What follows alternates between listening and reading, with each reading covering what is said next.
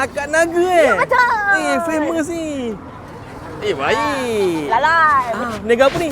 Akak jual ubi kuku, dik.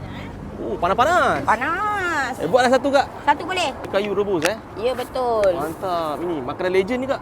Ya, sekarang senang je makan macam ni pun dah selera tau. Kalau macam ni berapa ringgit, Kak? RM5. RM5 murah ya, Kak Ya.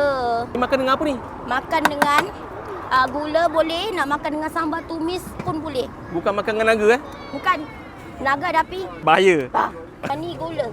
Gula. Dia ada kelapa tapi hari ni kelapa tak ada. Dia makan dengan sambal tumis ikan bilis. Pedas tak? Tak pedas, dia macam light-light je. Manja-manja. Okey, baik. Okey, ni dah siap lah. Dah siap dah. So, selain pada ubi ni kan, Ya, betul. ada apa lagi? Kita ada cokodok. Makan dengan sambal tumis ikan bilis juga. Right, nak cek akak kat mana ni? Okey.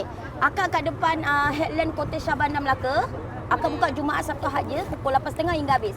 Siapa cepat dia dapat, Kak? Ya, betul. Apa-apa, terima kasih, Kak. Saya Sama-sama. kenyang-kenyang dulu, Kak. Okey, terima kasih, Dek.